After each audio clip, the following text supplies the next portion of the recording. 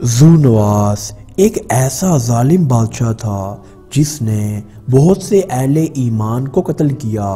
اللہ تعالیٰ نے قرآن کریم کی سورہ بروج میں اسی واقعے کی طرف اشارہ کیا ہے۔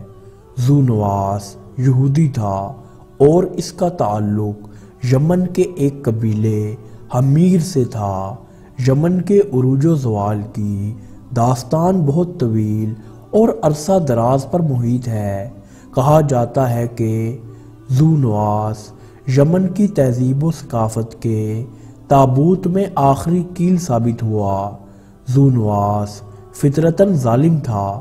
اس نے نجران پر حملہ کیا جو عیسائیت کا گڑھ تھا۔ ذونواس کے دربار میں ایک جادوگر رہتا تھا۔ جب اس کی زندگی کا آخری وقت آیا تو اس نے بادشاہ سے عرض کیا کہ اسے ایک ایسا بچہ دیا جائے جسے وہ اپنا شاگرد بنا کر جادو سکھائے۔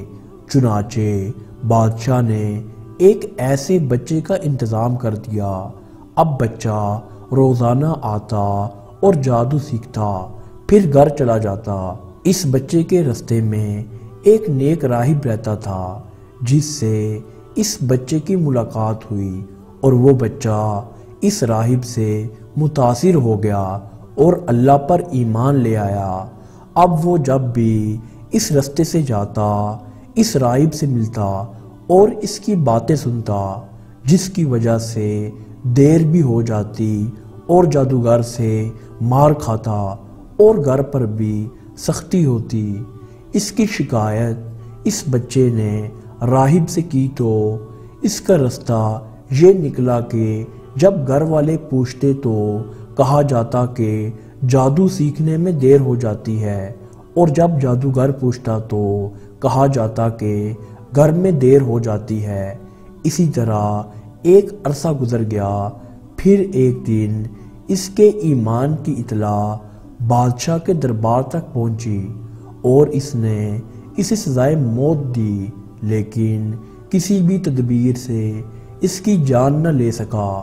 چنانچہ اس نے بادشاہ کو ایک ترکیب بتائی کہ ایک مجمع میں اسے درخت پر لٹکا کر اس بچے کے رب کے نام کے ساتھ اس کی کنپٹی پر تیر چلایا جائے تو وہ قتل ہو سکتا ہے۔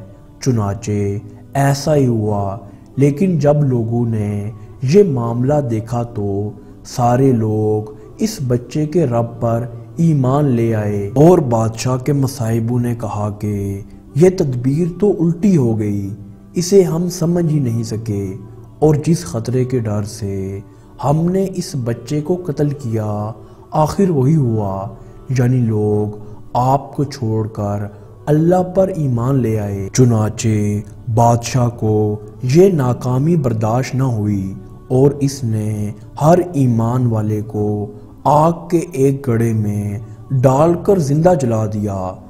ذونواس کے اس ظلم کا انتقام لینے کے لیے ایک عیسائی بادشاہ نے اپنی فوج روانہ کی، جس سے جنگ میں ذونواس کو شکست ہوئی اور وہ فرار ہو کر ایک دریا میں ڈوب کر مر گیا۔ اس طرح یہ ظالم بادشاہ اپنے انجام کو پہنچا۔